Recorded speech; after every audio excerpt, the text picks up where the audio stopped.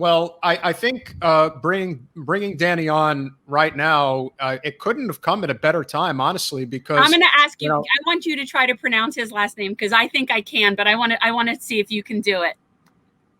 Sjursen. Sjursen. He's going to come on. Bring him on. I'm going to ask because I've been sort of working that. All right, Danny, I've mangled your name, or did Jen mangle your name? Who said it right? Who didn't say it right? Let us know. Well, you guys were way closer than my kindergarten teacher and pretty much everybody since. The J is like kind of silent. Yeah, it's usually Sjursen or Sjursen. Sjursen is how my family pronounces it, but like I think that's like a New Yorkified version of the Norwegian. So that's how we say it. The J is basically silent. But I answer any conglomeration of consonants. Thank you so much for coming on. I saw you talking to RJ Eskow, also a friend, and so then I did the Audible and I finished, and I got to say, I'm really good up until the things that happened in my lifetime, and then I feel like, yeah, I didn't like it so much the first time. I kind of I don't want to be reminded of Bill Clinton, but this is so important, and this concept that I feel like you really are really working toward is that how we keep redoing the same things over and over and over and not learning from our mistakes.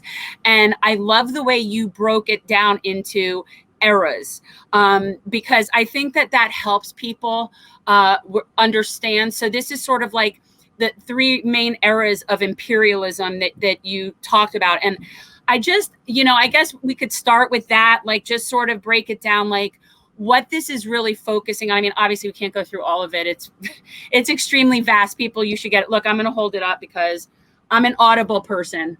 So this is, I don't have real books, but, and I really only like it when it's the author reading it, because then it's like a private lecture.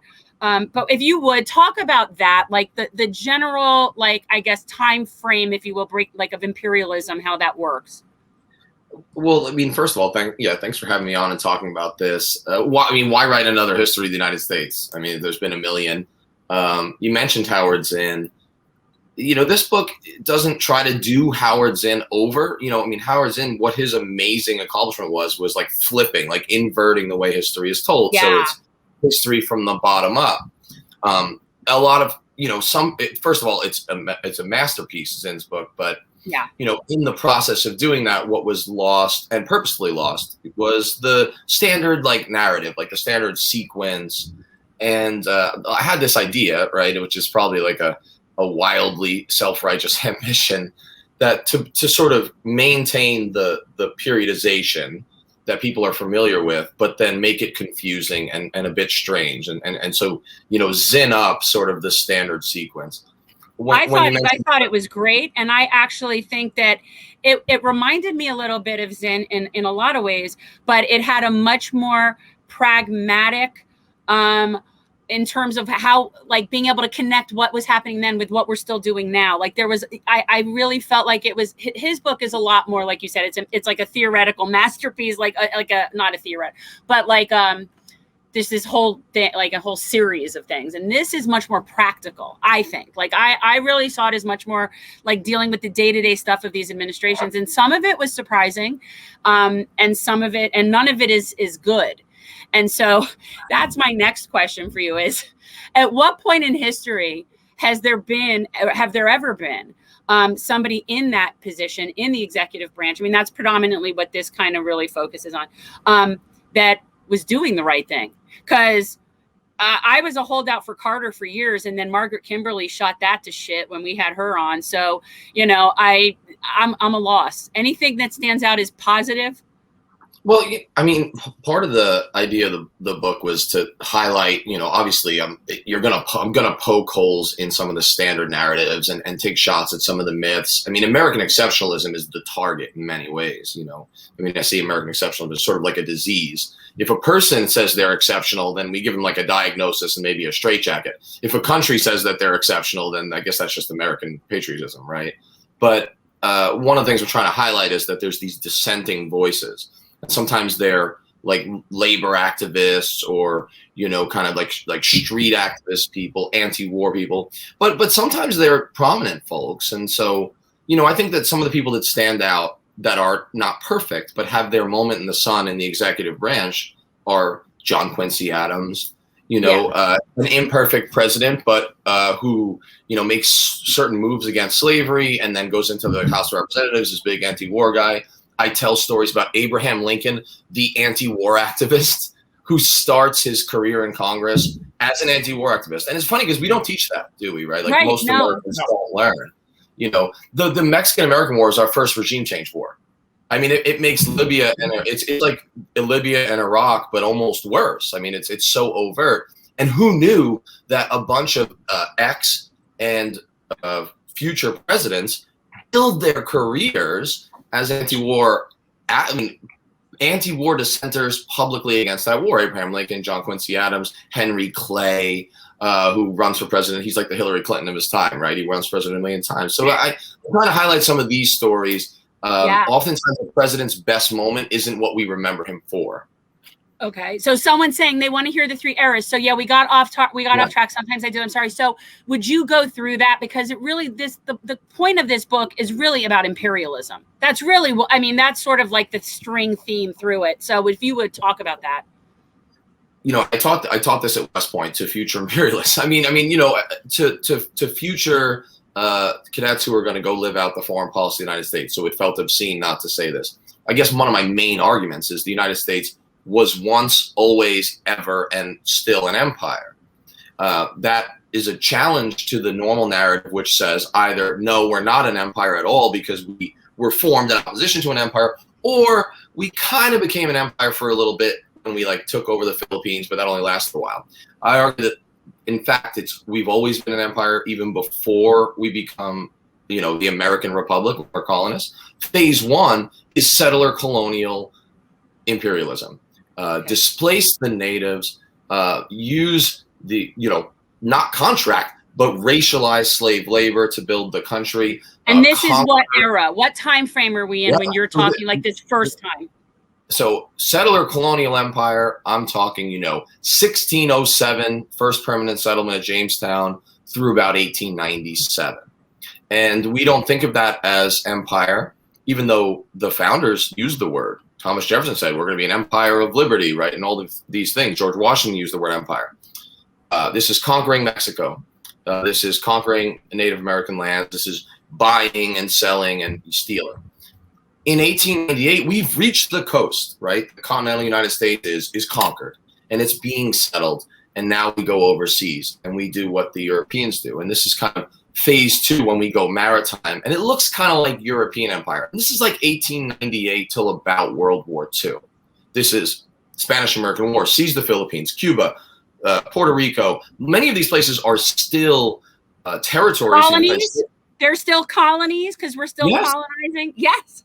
They don't vote for president, but they pay taxes and can be drafted in the army. And they actually, the top recruiting stations for a long time, some of the top few recruiting stations across the entire United States and territories are in like Guam, and territories like this that can't vote for president. So that's pretty overt imperialism. That's what Americans think of as European imperialism. And then I argue that since World War II, this is the hegemonic imperialism of bases, expeditionary and economic. We are the only country in history to put 800 bases in 80 countries. And we're waging war at Roman Empire levels right now. We just don't think of it that way, meaning that across the boundaries of that empire of bases, American soldiers are either actively killing, advising killing, or are tech savvy or proxy forces are. And this really goes from Morocco, West Africa to Central Asia at the very least. The point is, I'm trying to say that there's a long thread of American imperialism. And just because it doesn't always look like what we imagine the British doing in India doesn't mean it's not true. One last point on that. The first phase of American empire, where we go from one coast to the other, settler colonizing, looks a lot like what Russia did. They just went in the opposite direction. I can't help but wonder if we're like so similar that we can't get along like two siblings. Yeah.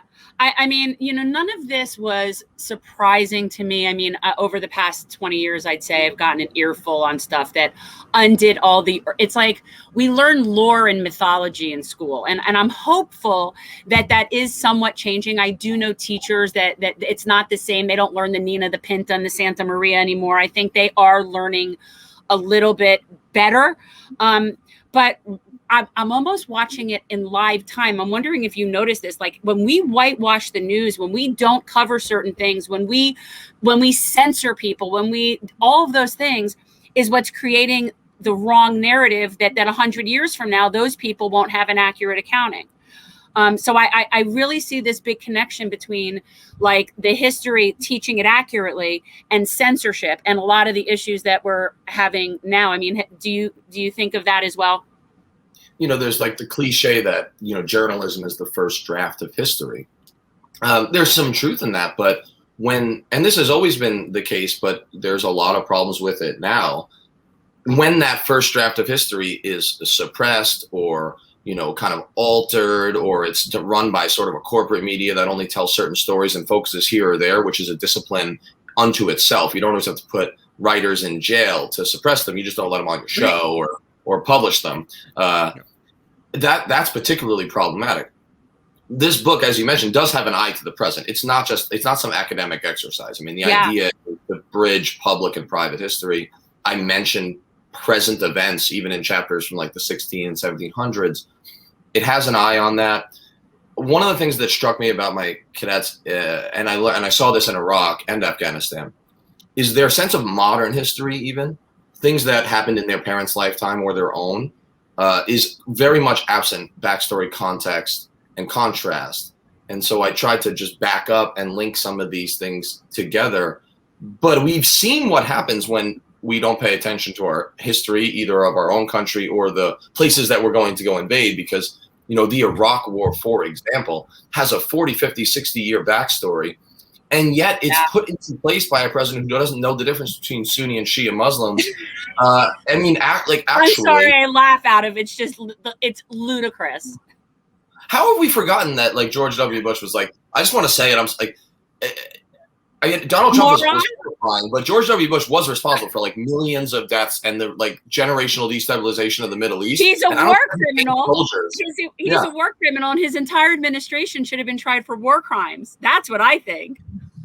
The best headline I saw after Donald Rumsfeld died, I can't remember maybe it was in the Daily Beast. It was like, Donald Rumsfeld, killer of 300,000 people, dies peacefully. It was just like a perfect description. We had Ray McGovern on last week, and we touched on that. Yeah, we touched on that a little bit. Rumsfeld, not a favorite. So this is more just like throughout what you were researching and whatever, what did you find to be the most particularly like nefarious that we've really seen in terms of like presidential actions, things that you would just think that's just off the charts? What's the worst?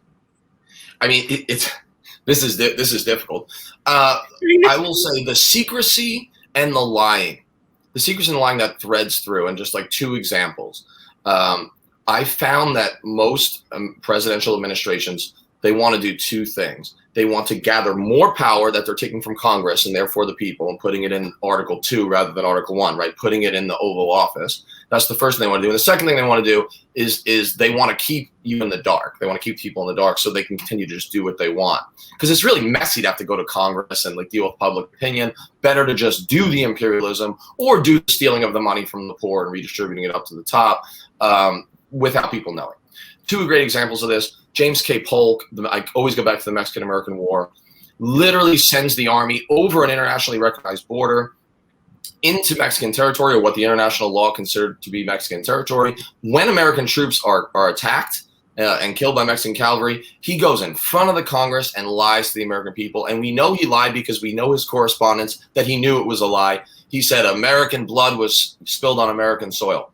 And Abraham Lincoln, 2 years later, when he gets elected to Congress, his first speech ever given on the floor, after he was told, you will not get reelected if you say this, and he didn't, he said, it was a lie from front to back. And he calls out James K. Polk. Here's another one, though. Richard Nixon. Let's not let this guy off the hook, right? before he's president, when he's president-elect, Johnson decides not to run for president again over the whole Vietnam, just madness. He's working on peace talks in Paris. And he's trying to cajole the South Vietnamese government, sounds a lot like what's going on in Afghanistan, to deal with the insurgents, like to deal with North Vietnam and the Viet Cong. And there's some progress being made. And Richard Nixon, this is essentially treason, sends Kissinger over to Paris and says, tell the South Vietnamese that if they hold out and refuse to make a deal, like crazy Nixon's coming in, they'll get a better deal with me. Subverting a peace process. And what do we know happens? 20,000 more American soldiers die in a war that could have and should have ended earlier, and then about 1 million more Vietnamese. And that is rank treason, lying, secrecy, and that really jumped out at me. Yeah, I mean, in my mind, in recent years, I go right to Dick Cheney. I can't get out of that. But one of the things that you talked about that really struck me, and I think just because it's recent history and we all just lived through it with President Obama, is that why this was so exceptionally disappointing. It's not that he was particularly the most nefarious. It's not that he was particularly, the worst. But you made this point that I thought was really true, is given his education and his background, he was so much more knowing of what he was doing than, say, W or Trump or, any of these buffoons. And that it makes it more of a betrayal. And yet, if you mention that to a Democrat, you're canceled. You're not allowed to say anything negative about Obama. But would you, since I think a lot of people on here, obviously, it's recent, if you would talk a little bit about what that was that he was doing in terms of constitutional violations that a constitutional lawyer would know he was doing? So just a bit of personal backstory, I don't think is in the book. Yeah. I was in Iraq and against the war in 2007. And so when the Obama campaign is heating up, and when he was going up against Hillary Clinton, I was on the Obama train because he was really the only candidate that had spoken against the war at the time. And I hadn't, actually. That was my crime, was I kind of went along with it. But I was so desperate to end this war that was literally killing my soldiers at the time. I said, I'm going for this Obama guy, and I did my research. Then when I got back in 2008, I was stationed at Fort Knox because I was promoted to captain, and I was canvassing for the Obama campaign secretly on the weekends in southern Indiana, right? I would jump the border. So I was on, I really had a feeling for this person. Yeah. So there was a certain level of disappointment. The three things that most upset me about the Obama administration, all of which I think he should have known better. The two that maybe he didn't as much know better but ought to have were surging in Afghanistan, letting the generals kind of pressure him into a surge that he was not so sure about, telling us this was the good war, the one we could win. I think in the face of evidence that it wasn't true, and Joe Biden, of course, was the one who was right. I mean, he was the most anti-Afghan war in the group. That bears noting. And I've been a critic of Biden's tenure. He was good on Afghanistan. The Libya regime change, which he admitted, and I'll give Obama that. He said, it was an SHIT show, and it was the biggest mistake of his administration to overthrow Gaddafi and cause the chaos that now is destabilized Africa. But the real one that bothered me, those did too. He's a constitutional law professor, and yet he uses the Espionage Act, which is an archaic, ludicrous absurdity from World War I, used to suppress anti-war, journalists during the First World War. He uses that act to deal with leakers and whistleblowers more times than all the presidents before him combined.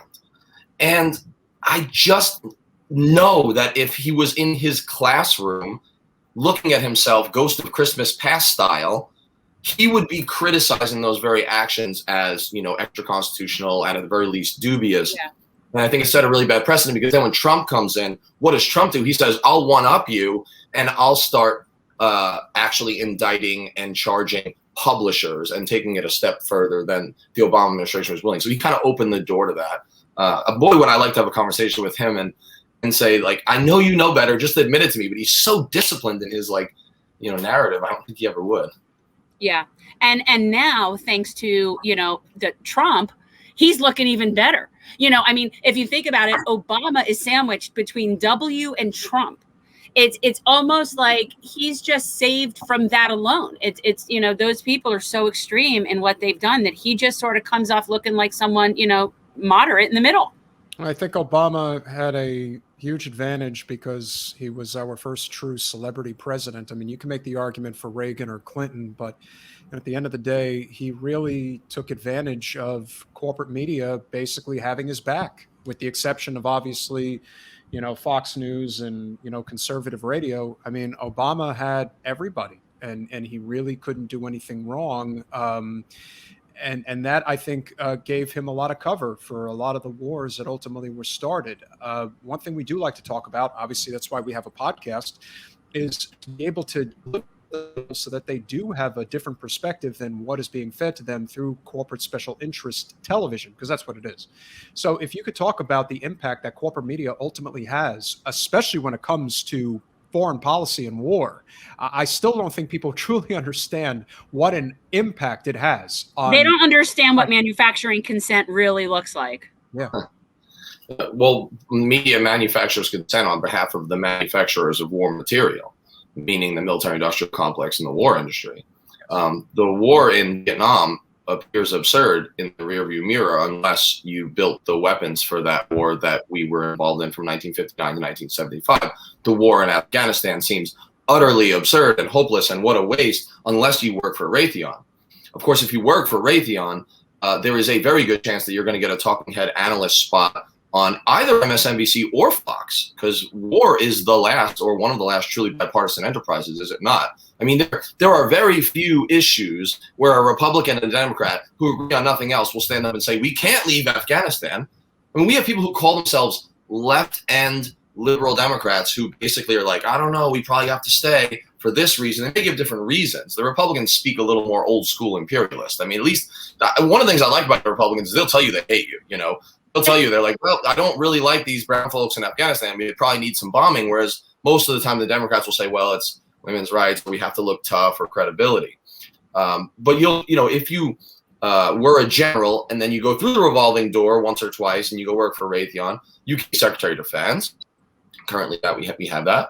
Jim Mattis also did the same thing. You could be a congressman. You could be an elite analyst on MSNBC. And you're going to give kind of hawkish views. The thing about media is it has become ever more corporatized. Now, media was always problematic. This idea that it's only been bad now and campaigns only got dirty when Donald Trump came around or when there was TV isn't exactly. Yeah, people think that. Please correct that. Well, I mean, in 1800, which was one of the most contested elections, John Adams versus Thomas Jefferson, the media, which was. That was the first mudslinging election. Oh, it was crazy. They said that, John He's Adams a hermaphrodite. was Thomas Jefferson said that John Adams is a hermaphrodite. I remember that. The streets will run with blood if Thomas Jefferson is president, and babies will end up on pitchforks. That's literally in newspapers, which was the tweets of the day. This stuff was going viral. It's always been bad, but I think that one of the things that the current media has done is it's more Orwellian in a sense. I mean, it hits you 360. Your phone knows what you're doing. It touches you on both TV and then, of course, social media. It's everywhere. But I do think that on foreign policy, the mainstream media is generally in the tank for more war. One of the ways you know this, and just one anecdotal example for Afghanistan, is that the Wall Street Journal editorial page and the Washington Post's editorial board and Rachel Maddow all argued essentially that we have to continue the war in Afghanistan at one time or another. These people do not sit in the same room on any other issue or very many other issues besides war. And it raises serious questions about why. It's not just economic determinism. There's a degree of cultural patriotism, the Democrats being afraid to look weak, but you have to follow the money on the military-industrial complex to understand the American penchant for militarism. And of course, it was a Republican president who today would be like a left Democrat almost, Dwight Eisenhower, who in his farewell address coins the term military-industrial complex and warns us about it. It's one of the 5 most important speeches a president's ever made, as far as I'm concerned. There are plenty you can draw from. Look, I think that the speech that Kennedy gave at the commencement in American University in June of '63 is what got him killed. I still think that's what got him killed. And when you start talking like that, it's like, yeah, we are an empire, and to deny it is just naivety. And I am kind of curious. maybe it's just the privilege that a lot of suburbanite and big city liberals have when it comes to, the acceptance of these, of the war machine, so to speak. A lot of conservatives just get caught up in the whole, American exceptionalism trope, and it's a very dangerous one. But I don't know if it has the same hold that it used to have. Nevertheless, from your experience, and this is one of the biggest issues that I have, is I really cannot tolerate people who will not serve our country, stand on a front line, and be willing to die for what they believe in, think that they have the right to tell other people that you should go die for this country. I have a very big problem with that. I always have. I think the lowest form of human behavior, as far as I can tell, is somebody who not only avoided wartime service when they had the wonderful opportunity. One thing I'll tell folks, perhaps it's obvious, is that in every single American war, they were never really turning away volunteers. They certainly weren't for the Iraq and Afghan wars. They certainly weren't for the Vietnam War. The lowest form of human behavior is the Dick Cheney, Donald Rumsfeld behavior. And not the only ones. There are plenty of Democrats who do this, which is as many deferments as I can get. Now, Rumsfeld had served to some extent. Cheney was like 7 deferments. Bush, find a way into the National Guard. But it's in the think tanks today, too, left center and right center. The lowest form of human behavior is I'm not going to serve when my number comes up. I'm certainly not going to choose to. And my kids aren't even going to consider it. I'm going to shield them in every way. And then I'm going to be the loudest chicken hawks, we call them, chicken hawk voice for war, whether on the floors of Congress, talking heads in the media, or in the Oval Office, pushing for more war. I mean, if you believe it in a war, go fight it. If you believe in a war, send your kids to it. And to me, that just seems like the simplest thing. And oh, by the way, Tim O'Brien, one of my favorite war authors of the Vietnam War, he's been called a war writer, but he said we should actually change the term war to people killing and just insert that into everything, right? And I think that we really need to reframe what this is. And my goodness, in a different time, as in World War II, only 30 less Harvard graduates died than West Point graduates. We're talking 300 plus. How many in the War on Terror? It's a number between 0 and 1. And this is upsetting to me. Not because I want more war. I actually want there to be no veterans, so we don't even have to have a Veterans Day anymore. It'd be great if we just gave up that concept and talked about peace, which is a radical act, by the way, to say the word peace anymore. People think you're naive and silly. Meanwhile, it's the most rational thing. But yeah, I couldn't agree with you more about that. I get fired up about that kind of behavior. Advocating for wars you wouldn't dream of serving in yourself, and you would make sure your kids were shielded from in de facto and de jure ways every time. But someone else, they should go die for your pet ideology. And that's the interesting thing about Kennedy, going back to Jack, is the fact that he did serve in the Pacific, and his instinct was not to go to war. His instinct was, no, this is not the answer. I can assure you it isn't. I lived it. I mean, I read, his the most famous book about his assassination, why he died and why it matters. And, just reading about the portion where, he talks about, where they talked about him floating in the Pacific and thinking that he was going to die. And, you can never imagine that it would have evolved and what it evolved into. And then you think about everybody after the fact. You think about, LBJ and Nixon. And then, of course, you do have a president who wasn't looking for an itchy trigger finger in Carter. And then you get Reagan. I mean, look, it's a never-ending cluster for That's the military the point. industrial conflict. And that's the thing that I think people really need to understand. And that's the thing that I found so disturbing, is that even though a lot of what Trump said during his presidency was BS, he was pretty consistent about saying that war is totally terrible. We don't need to go to war. There's no point in war. And I'm like, okay, well, you know what? Even if he's full of it, he is saying it to over half the country that think he's a god. And they're going to basically take it and say, yeah, war is stupid. We don't need to go to war. Yet if he was saying, we totally got to kill the people, we got to kill all those people, and his followers would have walked right over the edge right with him and said, yeah, we got to kill everybody. That's what we got to do. And so it is kind of scary. But see, I think we're still doing it. We're just not killing as many of our people. We're just killing other people by drone bombing them. And therefore, there's no body bags and nobody sees it. And that's why no one in this country cares, because it's not affecting them and they don't see it. I think if we had like on the ground coverage of what was going on in places like Yemen all the time, 24/7, people living in rubble, that fearing for their lives as drones fly over, people would know. I mean, we don't cover that. That's purposefully being not covered. Look, what changed the Vietnam War right after the Tet Offensive was showing the body bags.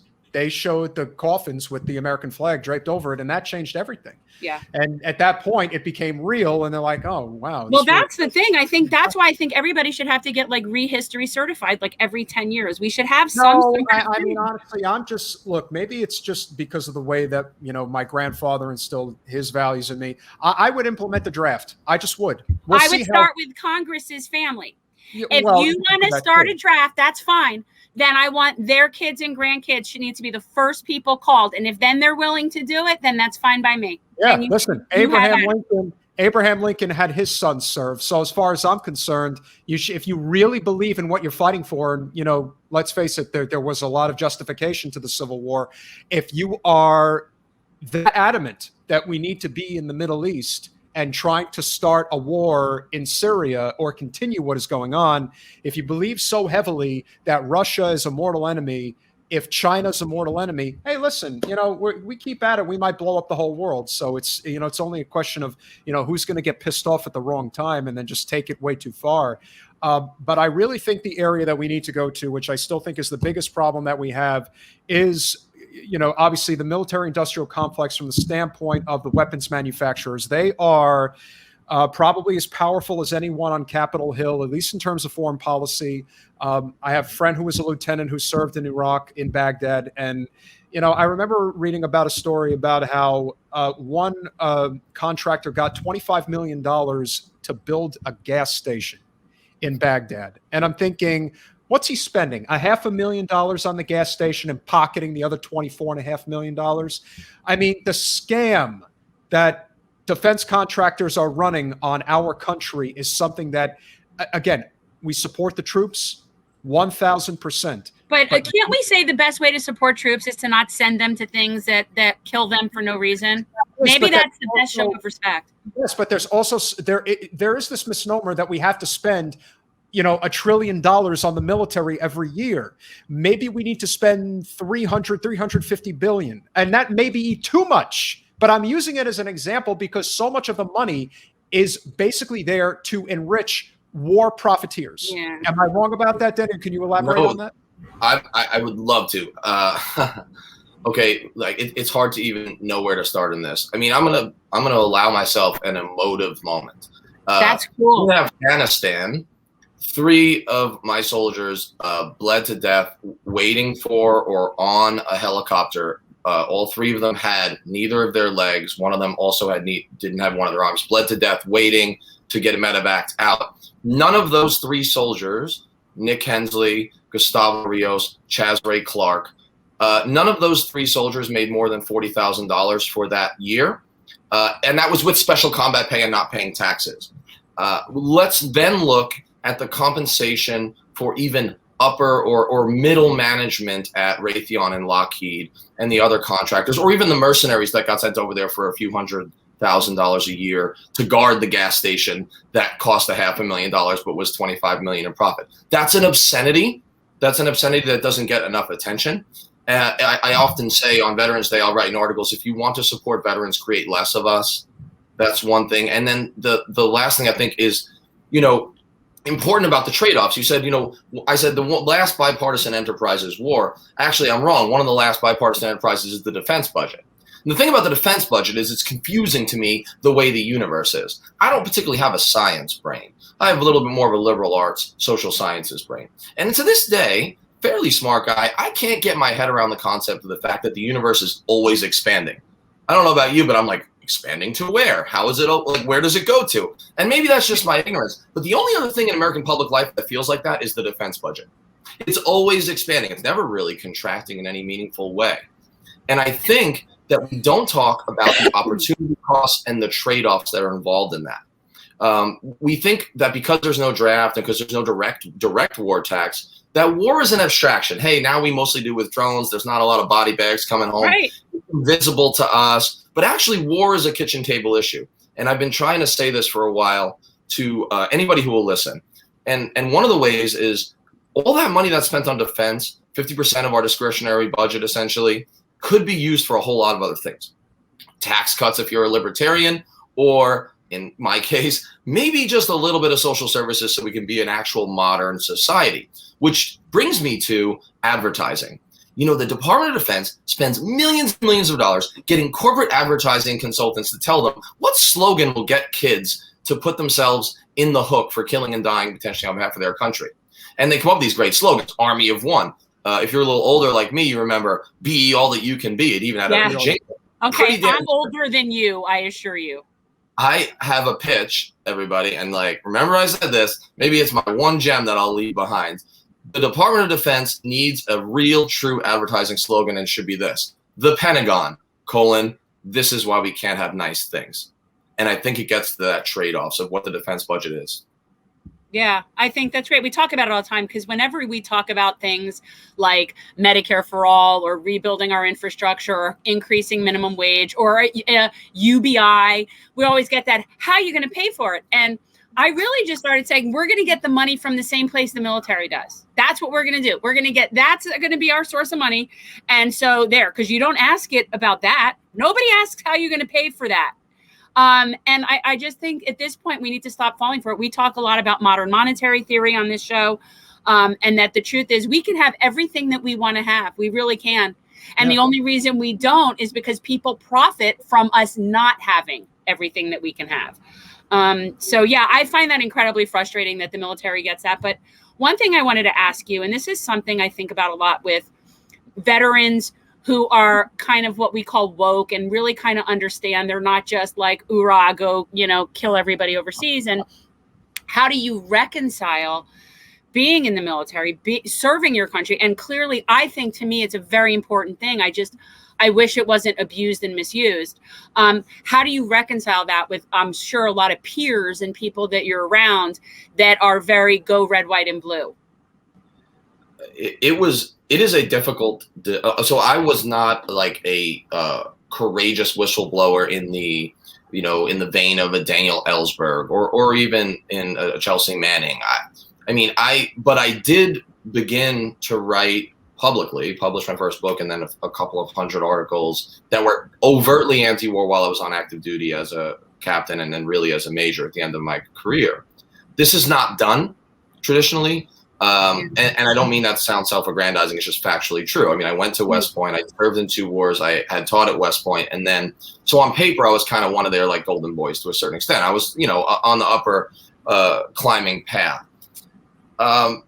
It is a difficult thing to do because you're scared that they'll take your pension, they'll get in trouble. I was under an investigation where I could have lost my pension and retirement. Instead, they like offered me like kind of an off-ramp because they didn't want to martyr me, I think. So I was very lucky, right? I wasn't courageous in any way. But one of the main reasons it's hard, in kind of an answer to that question, is, you're giving up your identity within the tribe. The military, with the draft going away, became an uber professionalized entity. We've become almost like a Praetorian Guard. I mean, less than 1% are serving on active duty. It's become a family business. In the combat units especially, like in the infantry and the special forces and the recon elements like the Cav, like I was in, they don't look like America. My units, and this is statistically true, are disproportionately to the extreme white male from the deep South, Mountain West, or the Rust Belt and have a family member in the military. If you pull a black ball soldier out of an infantry unit, that's what he did.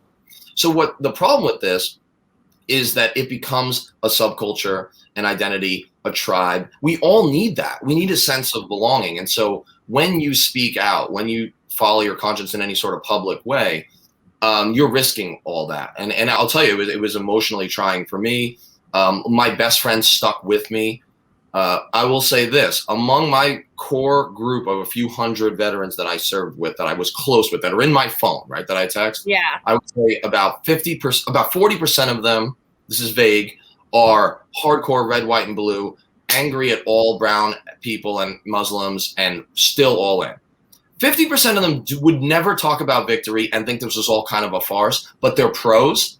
They're either pro soldiers or they're just like, they're out now, but they're apathetic. They're fatalistic about it. And I don't blame them. There's almost like a nihilism to it, like professional mercenary nihilism. And I say this about people I love, where it's like, I just don't have the emotional energy to speak about this. And then there's really only about 10% that will kind of advocate or speak out for peace. But I think the interesting thing about that statistic, and admittedly it's anecdotal for me, but I think it's a pretty decent sample size, is a large percentage of the veterans of the post 9/11 wars do not believe in them in any real sense. They may not have the woke language, they may not have the sophisticated analysis, but they do know this. And this applies to my soldiers who are Trump supporters, which is most of my enlisted soldiers.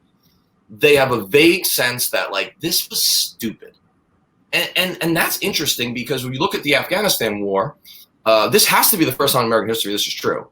73% of veterans of the Afghanistan war in a 2020 poll were for full withdrawal from Afghanistan, which was a slightly higher rate than the civilian population. So to be clear, America's warriors were more anti-war than America's civilians in the case of Afghanistan. I can't think of another historical example, and I just wrote a book on the history of the United States. Maybe someone will find it, but I can't think of one. That is a strange thing indeed, and I think it points to a really unhealthy civil-military relationship. And you brought up the draft as, I think, one of the important reasons that has become the case. Yeah. You know, one of the issues that I have taken very strongly with our Congresswoman, who Jen ran against, is the fact that she is as big of a war hawk as anybody you're ever going to find. You know, you do know who Jen ran against, correct? Mm-hmm. Okay. And so, you know, Wasserman Schultz is somebody who has always had ambitions of grandeur to get to the top of the mountain, whatever the hell she was planning on being Hillary Clinton's Secretary of State. How do you like that? How would that have gone over? Got pretty close. I mean, let's be honest. I mean, she obviously did everything that she was told. She did everything she was told to do in order to get there. You know, she kneecapped Bernie and all that stuff. And at the end of the day, you know, there are a lot of people who want to harp on that particular part of her story. But to me, her story is much more sinister, because she's one of the people at the forefront of trying to flip the regime in Venezuela. She is somebody who has advocated for war with Iran. They're based, you know, again, one would say, well, what does a congresswoman in South Florida have to do with that? And I would just tell people that everything in politics is very easy to understand if you're willing to be open-minded and objective.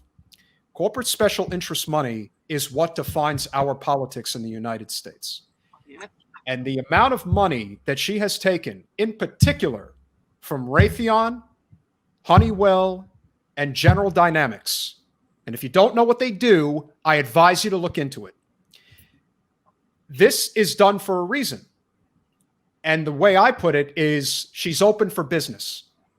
If you're a politician who is open for business, you are going to get money from the most nefarious industries in the country, and they will have you do what they tell you to do.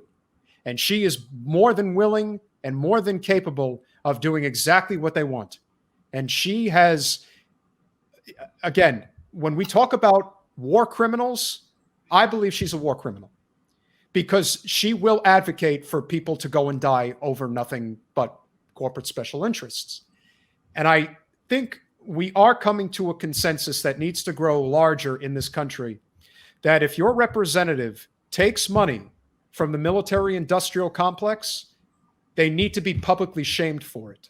They need to be called out for it all the time, because they are nothing but mouthpieces for these major corporations. Raytheon is probably the most powerful, along with Boeing and Lockheed Martin, but you can make multiple arguments for any of these major corporations that their sole interest is war profiteering. They may do some things that are beneficial to society, and that's the PR work that they do. What do you mean? I don't see it. No, what did he do? Boeing builds airplanes, Honeywell builds home appliances. My point is, okay, we have enough of those. My point is that they would use their PR machine to basically say, oh, but we do a lot of great things. First and foremost, your objective is to make as much money as possible, and war profiteering is where it comes from. And so the more we can put this at the forefront in terms of where we stand when it comes to our politicians, if you take corporate special interest money, and especially if you take it from the military-industrial complex, everyone needs to know this, and they need to be publicly shamed for it, because they have a lot of blood on their hands, and they're going to keep having it until we have a consensus that all war is bullshit and we need to work together, regardless if you are the most hippity-dippity left supporter or you're the most right-wing Trump supporter. You have to find common interests when it comes to this signature issue. And not only that, but we could even talk about the fact that the military-industrial complex is as responsible for our carbon footprint, destroying this planet and putting us at the brink when it comes to climate change. There's a lot of places we can go, but to me, that is as important as anything. That is where I hold my ire, not just for Debbie, but for anybody who serves in Congress who, let's face it, pretty much every one of them is a chicken hawk, and they would never in a million years bear arms to defend our country, or especially send one of their children off to do it for them. It's an interesting thing. In a lot of situations, I mean, they don't really follow it, but, you know, if Mark Esper or, you know, Lloyd Austin, who both work for Raytheon. Now, Mark Esper under Trump, the Secretary of Defense, I mean, he was like a lobbyist for Raytheon. I mean, he wasn't just sitting on the board, which is already obscene, but he was like a lobbyist for years. And so technically he didn't really, and he wouldn't totally commit to it. And like Liz Warren, like nailed him on it. It was like one of her great moments. You know, I was like, watch that stuff to fall asleep at night because I'm a hyper geek. Like just watching her take down some like corporate entity is like, that's what gives me joy. But they have to like recuse themselves from, you know, any contracts that involve Raytheon. I think that policy should apply to Congress people. When the vote for the war comes up, Debbie Wasserman Schultz probably has to sit it out and say, sorry, I'm sitting this out because I profit from the war that I could potentially approve. And no one ever calls for that. So I agree with you. It's public shaming. Stand outside of their office with a sign. If they take money from Raytheon, hold up a sign that has what my like cut off t-shirt that I got from Massachusetts Peace Action says that I wear, that's off-putting in Walmart, that says, you know, Raytheon bombs kill Yemeni children.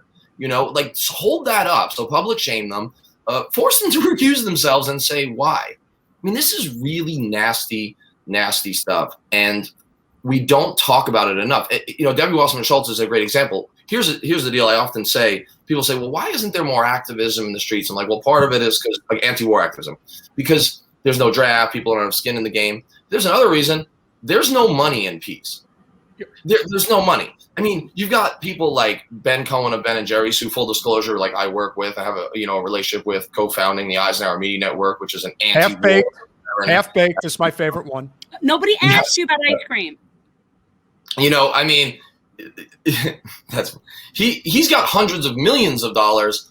The people for war have billions, and you know, the people don't understand the difference between that amount of money, right? It's a ludicrous thing. There's no money in peace. There's no profit in peace.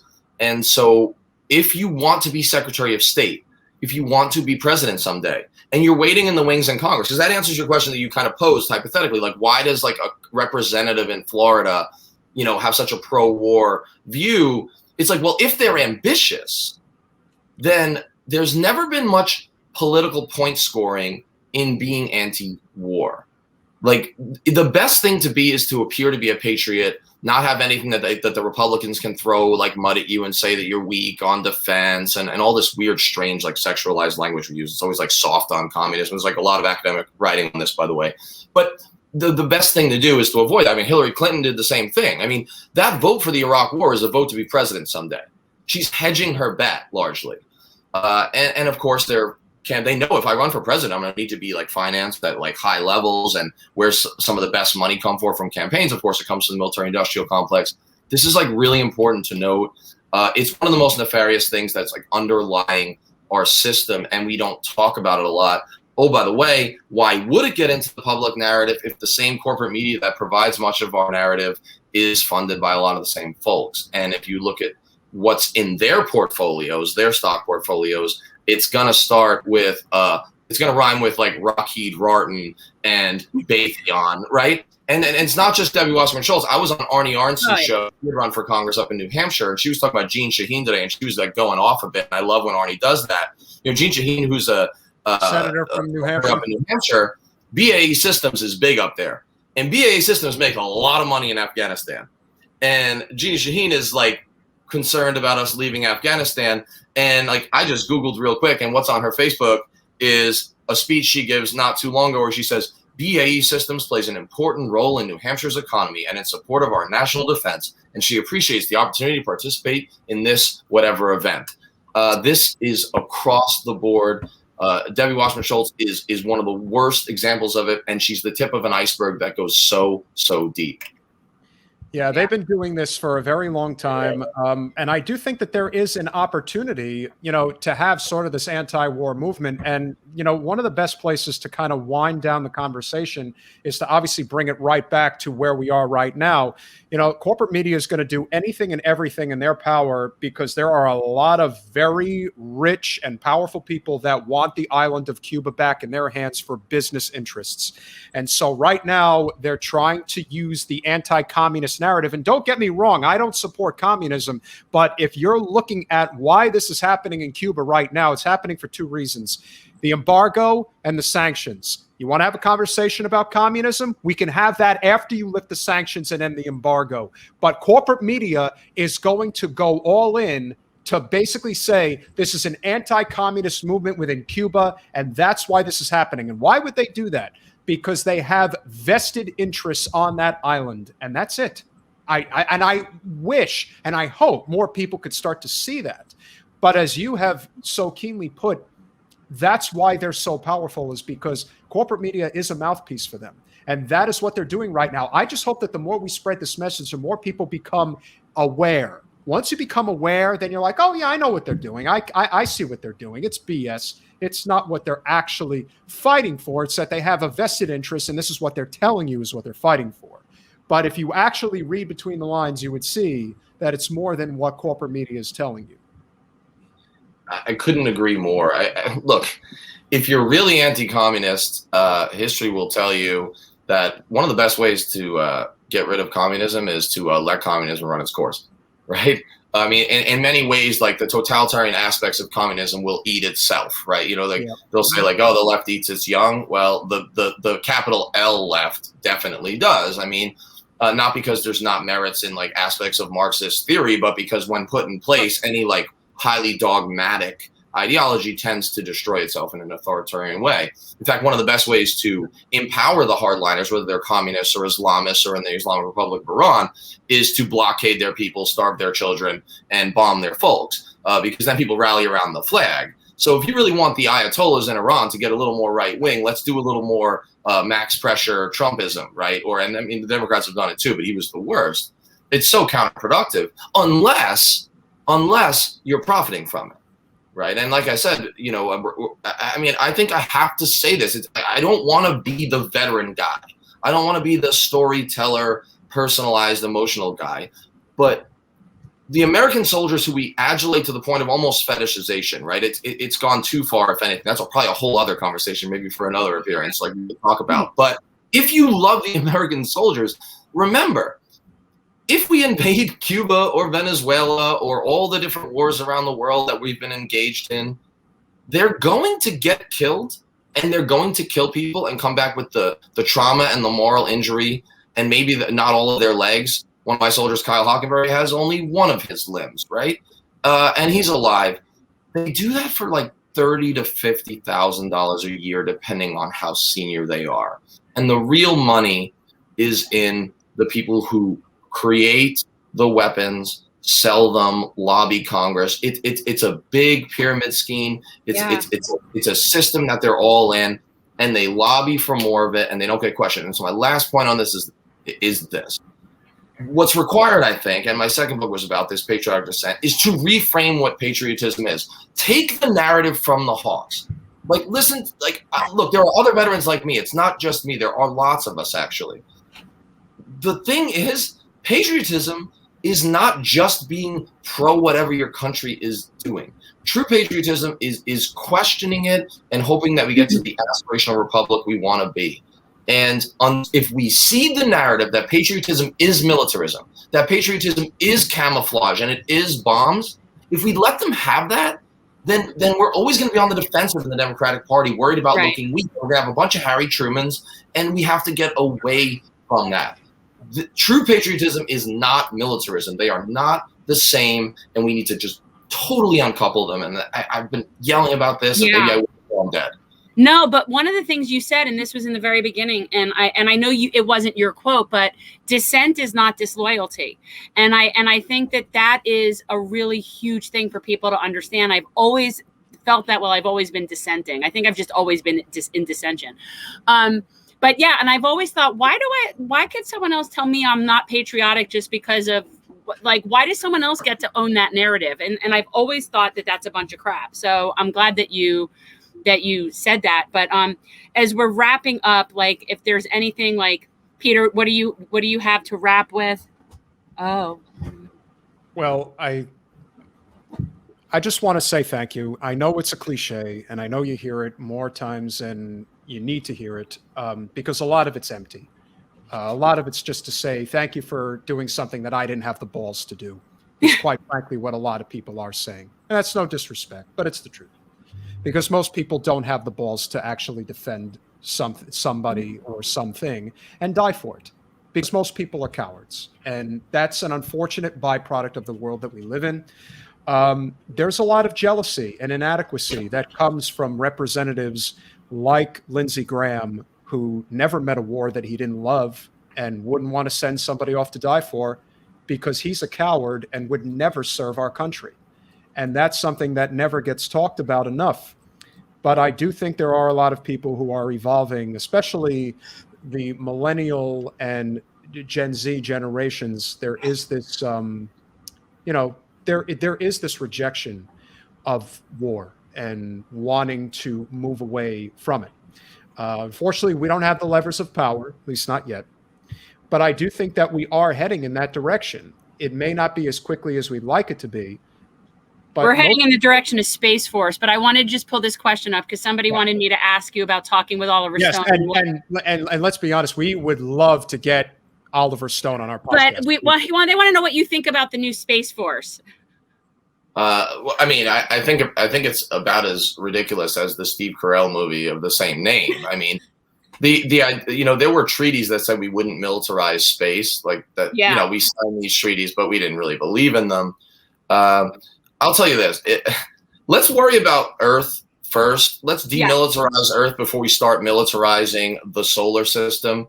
Because there are only two existential threats to America and the species, and neither of them is terrorism, everybody. And they are this: nuclear catastrophe, which will probably be some sort of mistake and miscalculation because of saber rattling. And the second one is climate change. Both of those things, by the way, avoiding extinction and making sure that great-grandchildren is still a thing, both of those things require cooperation and just, dealing with people we don't like and coexisting, which is why I think peace is not naive. Peace is the only rational way forward. And I think therefore the Space Force is ludicrous, because the idea of militarizing this while we're on the brink of extinction on our planet. And oh, by the way, all the knowledge needed to save the world from climate change and nuclear catastrophe is in your phone, in your pocket. And sorry to be a little bit provocative, but the problem is most of us are too busy trolling our exes on Facebook with those things to actually read about the things we need to. I think I'm so thankful for some of the things you guys brought up and the topics that we raised. I could talk to you for hours. We could talk about something we don't really have time to get into about militarization at home. How it corresponds abroad. Yeah, I think we should have a military panel at some point. I think that would definitely be a good idea. And I think let's talk about Oliver Stone. Shoot me a line, and maybe we can put together some sort of anti-war veterans small panel. Oh, 1,000%. I mean, again, and amazingly, I think he's one of the finest directors we've ever had, and I still haven't seen his magnum opus. I still have not seen Platoon, and that's my fault. It's. I know what you're doing tonight, but it's not important enough not to watch Platoon. I'm just going to. Well, and I agree. I agree 1,000%, because Wall Street and JFK are two of my all-time. The more important thing is the untold history that he did, the series, which was really great. But Platoon is basically his autobiography of his time serving in 1968 in Vietnam, and so the importance of that story and. It was lauded, particularly as I remember, by Siskel and Ebert, because no one had ever done a movie truly depicting. I mean, I thought First Blood and the job that Stallone did was excellent in terms of First Blood was really good. I've got to say, of post-traumatic stress disorder, but no one had actually. You can make arguments. I mean, I think Apocalypse Now was a very good movie, but everyone always says that if you want to know what it really was like to be in the jungle, you have to watch Platoon, because that really really cuts to the core of what really went on in terms of the genocide, in terms of the PTSD, everything that came together. And again, it's my fault. I mean, I just haven't done it. And it's not that I'm avoiding I'll put it on your list. I can handle it. Yeah, put it on the list. I'll